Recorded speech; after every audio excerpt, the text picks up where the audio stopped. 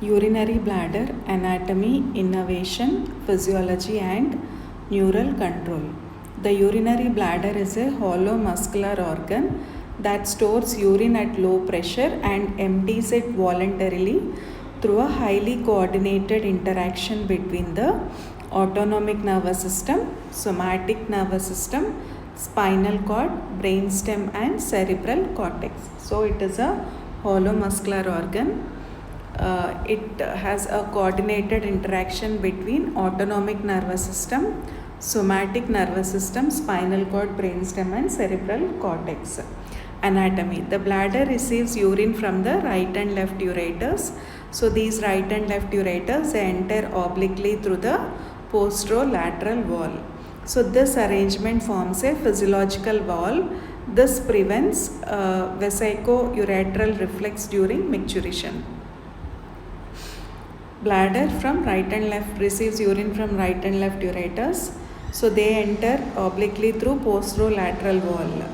So the wall consists of 4 layers. One is mucosa lined by transitional epithelium, urothelium with lamina propria, muscularis, detrusor, inner longitudinal, middle circular, and outer longitudinal smooth muscle, adventitia covering most of the bladder, and serosa covering the superior surface. So the wall consists of 4 layers: mucosa lined by transitional epithelium, urothelium with lamina propria, muscularis, detrusor, inner longitudinal, middle circular, outer longitudinal, adventitia covering most part of the bladder, and serosa covering the superior surface. So important landmarks include the trigone, ureteric orifices, internal urethral orifice, bladder neck, internal urethral sphincter smooth muscle, and external urethral sphincter striated muscle. So what are the important landmarks? Trigone, ureteric orifices, internal urethral orifice, bladder neck, internal urethral sphincter smooth muscle, and external urethral sphincter striated muscle. Autonomic innervation. Parasympathetic S2 to S4. Pelvic splanchnic nerves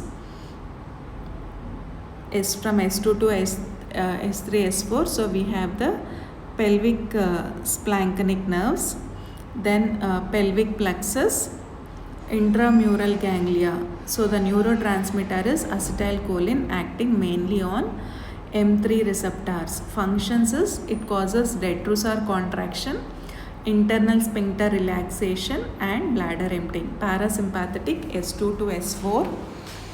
Pelvic splanchnic nerves from S2, S3, S4. Pelvic splanchnic nerves, then intramural ganglia, then neurotransmitter acetylcholine, and act mainly on M3 receptors. Function is detrusor contraction, internal sphincter relaxation, and bladder emptying. And then we have sympathetic from T11 to L2. So this is a lumbar splanchnic nerve. S2, S3, S4, pelvic splanchnic nerve. Here it is a lumbar splanchnic nerve. Inferior mesenteric and hypogastric plexus. So what are the plexus? Inferior mesenteric plexus and hypogastric plexus. So what is a neurotransmitter here? It's norepinephrine. So beta 3 receptors, they relax the detrusor. Alpha 1 receptors contract the bladder neck or internal sphincter to promote storage. Storage is by sympathetic nerves. Parasympathetic will cause bladder emptying. Somatic innervation. The pudendal nerve S2 to S4, it supplies an external urethral sphincter and provides voluntary continence. Somatic innervation, it causes voluntary continence. Sensory innervation. So A delta fibers respond to bladder filling and normal distension. A delta fibers, they respond to bladder filling and normal distension. C fibers respond to excessive distension, inflammation, and pain. So C fibers respond to excessive distension, inflammation, and pain. Pain may be referred to the suprapubic region, perineum, and medial thigh. So pain can be to suprapubic region, perineum, and medial thigh. So the neural control of micturition. What is the neural control of micturition? So coming to the storage phase, sympathetic predominance, detrusor relaxation, internal and external sphincter contraction. So during the storage phase, which is more predominant? Sympathetic predominance. So here detrusor will relax, internal and external sphincter contraction. Voiding phase, parasympathetic predominance. So if you want to go to the washroom, parasympathetic predominance. Detrusor contraction, relaxation of the both sphincters and urine expulsion. Higher center, cerebral cortex by voluntary control.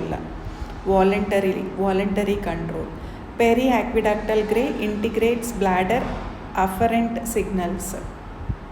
Periaqueductal gray matter, so this will integrate the bladder afferent signals. Pontine micturition center, it's Barrington nucleus. So here it coordinates detrusor contraction with sphincter relaxation. So detrusor has to contract, along with that even sphincter has to relax. So this coordination is done by pontine micturition center or Barrington nucleus. So the periaqueductal gray matter, all the afferent signals are integrated by the periaqueductal gray matter. Sacral micturition center, S2 to S4 is the spinal reflex center. So developmental maturation, birth to 18 months, spinal reflex voiding, birth to 18 months, spinal reflex. 1.5 to 3 years, brainstem control develops. 3 to 4 years, cortical awareness, that is voluntary control. 4 to 6 years, voluntary continence, and greater than 6 years, mature cortical control. So what are the different types of bladder? Normal bladder, neurogenic bladder, hyperactive bladder, hypocontractile bladder, small capacity bladder, and augmented or reconstructed bladder. So what happens is normal bladder is smooth, well compliant. So the capacity is 400 to 600 ml. So efficient storage and complete emptying. So if it is a neurogenic bladder, supposing if it is spastic UMN lesion, what will happen? Detrusor become overactive and there will be a sphincter dyssynergia. If it is a LMN lesion, detrusor is underactive or areflexic. UMN lesion, what happens to the detrusor? It becomes overactive and there will be a sphincter dyssynergia. If it is an LMN lesion, what happens to the detrusor? It will be underactive or it will be areflexic. Hyperactive bladder, that is detrusor overactivity during the filling phase. During filling phase itself, what will happen? There is a overactivity of the detrusor. So this will lead to urgency, frequency, and nocturia. Hypocontractile bladder, detrusor weak or poor contractility and there is a high residual volume or retention. Small capacity bladder, seen in fibrosis, radiation, cystitis, and tuberculosis, the bladder will have small capacity. Augmented or reconstructed bladder, so surgical enlargement using bowel segment for small capacity or refractory cases. So cortical voluntary bladder, cerebral cortex has the final control, can initiate voiding in appropriate places, can inhibit voiding in inappropriate places. So inappropriate places it will inhibit voiding, cerebral cortex. Okay, after that normal cerebral cortex, then periaqueductal gray matter, pontine micturition center, spinal micturition center. So once it is activated, it will activate the periaqueductal gray matter and then from that pontine micturition center, spinal micturition center and then to bladder or sphincters. So normal micturition, so the what are the clinical correlations? Supra pontine lesions means urgency or frequency. Suprapontine. Pontine lesions, detrusor sphincter discoordination. Sacral lesions, it will be areflexic bladder. Spinal shock, initial retention, it will be followed by a reflex bladder. Conclusion, normal micturition requires coordinated interaction between autonomic, somatic, spinal, brainstem and cortical centers. So for a normal micturition, it requires coordinated interaction between autonomic, somatic, spinal, brainstem and cortical centers.